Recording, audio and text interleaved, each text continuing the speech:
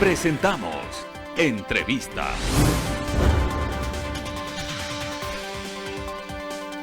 Amigos televidentes, a esta hora saludamos al ingeniero Osvaldo Landázuri, analista económico, con quien dialogaremos en los siguientes minutos.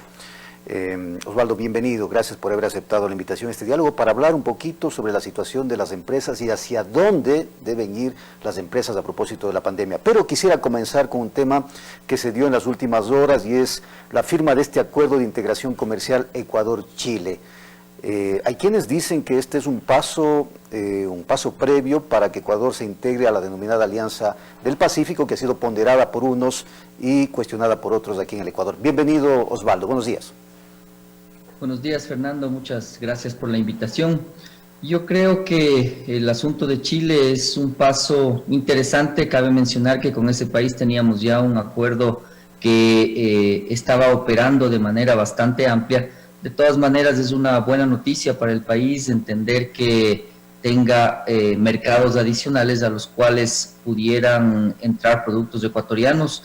Yo creo que la Alianza del Pacífico es un paso interesante, pero siempre y cuando se considere como un camino más hacia una estrategia de fondo, que es la estrategia de competitividad ecuatoriana. Es decir, nosotros hemos visto cómo, pese a que los acuerdos comerciales se pudieran firmar con otros países, las empresas ecuatorianas están plagadas de impuestos, están plagadas de una serie de trámites que le hacen poco competitiva.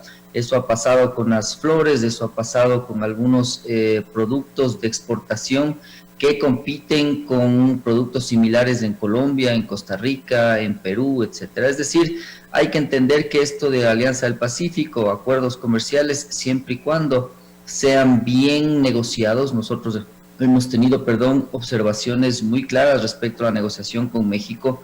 Pensamos que ese mercado no le presenta al Ecuador todo lo que podría representar otro tipo de mercados como el de Estados Unidos. Incluso varias organizaciones mexicanas se han visto en contra de, por ejemplo, aprobar un acuerdo libre para importar camarón desde el Ecuador. Es decir, todas estas particularidades tienen que valorarse para entender si es que una relación comercial le beneficia o no a un país. Es decir, lo que yo creo es que, Fernando, no hay que pensar que los acuerdos comerciales son el fin último, es decir, son un camino para lograr desarrollo, pero siempre y cuando usted haga los arreglos internos que le permitan aprovechar estas herramientas comerciales. Mientras tanto, Osvaldo, ¿qué está sucediendo o qué debe suceder o hacia dónde deben ir las empresas ecuatorianas? Usted en una publicación previa ha manifestado que las empresas tienen que reconfigurarse sobre la marcha y ser ágiles en sus procesos. Usted habla también de la diversificación de las empresas. En ese sentido, ¿hacia dónde deben ir las empresas a propósito de la pandemia y del golpe que ocasionó esta situación? Ahora, una vez que hemos visto el entorno macro respecto a los acuerdos comerciales que usted me consultaba, el entorno micro le presenta desafíos bastante complejos al empresario ecuatoriano. Es decir, indudablemente esta pandemia lo que hace es acelerar un proceso de desgaste de la economía que venía ya desde hace varios años atrás y por lo tanto ahora se desnudan esas fragilidades. ¿Qué hacer en ese caso? Indudablemente una visión moderna de hacer negocios le va a decir a usted que en realidad no había nada seguro en términos estratégicos, en términos de mercado. Es decir, el mundo ya presentaba diversos desafíos y otra vez esta pandemia lo que hace es acelerar ese proceso de reinversión permanente que tienen que tener los negocios. Cuando uno menciona reinversión y reinvención, debe indudablemente pensar en diversificar, es decir, ¿cómo diversifico yo el negocio? Que es la pregunta que están haciéndose varios empresarios. Si es que usted diversifica pensando en que un negocio es atractivo y por lo tanto me interesa ir a esa actividad por sí misma, probablemente es un error. Pero si usted considera diversificar en base a competencias distintivas, es decir, a qué es lo que hago yo mejor que otros actores, entonces probablemente sea una buena idea diversificar. Entonces, para poder hacer esto de manera ordenada, un empresario tiene que entender cuáles son sus competencias distintivas, cómo se arma su cadena de valor y entonces entender a qué otros sectores puedo atenderles. Por ejemplo, he visto yo que algunos sectores de logística que trabajaban con flores, hoy están trabajando con farmacéuticas, profundizando su habilidad distintiva de logística. Un restaurante que tiene una habilidad distintiva respecto a un tipo de comida, pero carece de una habilidad distintiva respecto a las entregas a domicilio, probablemente va a tener que profundizar en la cadena de valor el aspecto logístico. Entonces, Fernando, en resumen, lo que sucede es que es un ejercicio de interno de análisis estratégico para saber hacia dónde va la actividad en la que yo estoy. ¿Y todas las empresas o la mayoría de las empresas, o más bien todas las áreas empresariales, pueden acogerse o someterse a esta diversificación que usted propone? A ver, en teoría sí.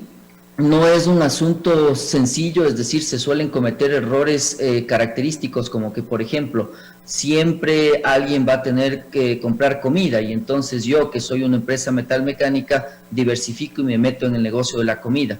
Eso no tiene sentido porque yo no tengo una habilidad distintiva para esa actividad. Pero, por ejemplo, si es que usted es una empresa que tiene una habilidad distintiva respecto a la investigación, al desarrollo, como ha sucedido en el caso de la empresa en la que yo estoy laborando, trabajando y la represento, entonces probablemente se abran otros campos de acción frente a esa habilidad de poder desarrollar nuevos productos, desarrollar nuevas técnicas. Lo que sí es cierto, Fernando, es que aquí es fundamental entender una lectura adecuada del entorno, es decir, qué es lo que está pasando con los consumidores ecuatorianos. Y realmente lo que nosotros estamos viendo es que el entorno cambió, es un entorno diferente. El consumidor ecuatoriano es un consumidor que ha perdido empleo, que está buscando mejores precios, que prefiere no endeudarse frente a lo que era el pasado. Y entonces esa lectura del entorno nos ha permitido, en nuestro caso, por ejemplo, entregar productos en una posición distinta a la que hacíamos antes. Sí, es decir, por ejemplo, priorizando precios y no... Yo quise tocar el tema específico de la empresa que usted gerencia, que es una empresa metalmecánica. Y si bien es cierto, la gente en este momento está priorizando, por ejemplo, lo que es la salud, la alimentación, la educación, es decir, lo básico, ¿cómo entonces poder ingresar a esos hogares, a esos consumidores que priorizan otra cosa y no los productos que, por ejemplo, usted ofrece? Es un ejemplo interesante. En el caso nuestro, nosotros producíamos más bien productos intermedios para clientes y tuvimos que migrar hacia producir productos finales, hacia tener atención directa a los clientes con tiendas, es decir, una migración bastante interesante respecto al negocio, pero insisto yo que fue muy importante en esa transición la lectura del entorno, es decir, qué es lo que está pasando. Vimos, por ejemplo, que los canales digitales ganaron mucha fuerza. Entendimos que dentro de nuestras competencias distintivas esta no era una ventaja comparativa y entonces nos dedicamos a desarrollar esta ventaja comparativa y tratar de articularle con la razón de ser de la actividad del negocio central. Ahora, entonces, en este ejemplo se ve cómo los cambios son necesarios a la hora de entender el entorno. Ahora, este es uno de los ejes, pero hay un eje importante que es la falta de liquidez de las empresas, Osvaldo. Del que se han quejado muchos empresarios y microempresarios.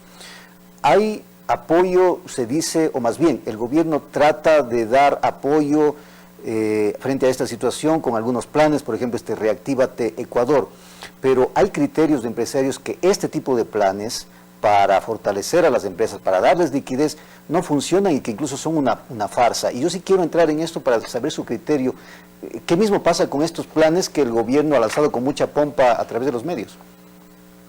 Son planes que realmente se han cumplido poco, es decir, yo he visto que en el caso de empresas medianas, de empresas grandes, probablemente sea más fácil el acceso al crédito, pero la información que yo tengo de varios gremios y sectores con los que yo me relaciono es que son contados con los dedos de las manos aquellos empresarios que han podido recibir créditos en ventaja frente a otros y por lo tanto lo que se ve, Fernando, es lo que habíamos conversado durante años, es decir, es un gobierno inoperante que tiene muchas debilidades y sobre todo que no toma decisiones, es un gobierno que no presenta certezas respecto al futuro y en esa línea la liquidez es una de las características de este nuevo entorno, Fernando, es decir, estamos viendo que la economía ecuatoriana presenta ya síntomas de iliquidez que son bastante profundos y complejos. Entonces, lo que sucede es que tenemos que hablar de un tema, nos guste o no como ecuatorianos, que son las famosas tasas de interés. Es decir,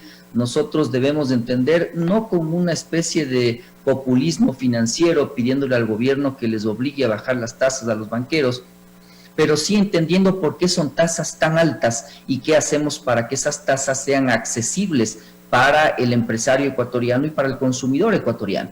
Las tasas ecuatorianas son de las más altas de la región en muchos segmentos, incluyendo el productivo. Es decir, tenemos nosotros, aunque estamos dolarizados, tasas que incluso llegan a casi duplicar o un 50% más que países como Colombia, Perú o Chile, y este es un tema que debemos tratarlo como ecuatorianos. Muy bien. ¿Habrá posibilidad de seguir hablando de estos y otros temas, Osvaldo? Ingeniero Osvaldo Landázuri, analista económico. Gracias por habernos acompañado en este diálogo. Fernando, un gusto. Buenos días. Buenos días. Hacemos una pausa en Telegrama Noticias y tendremos más para ustedes.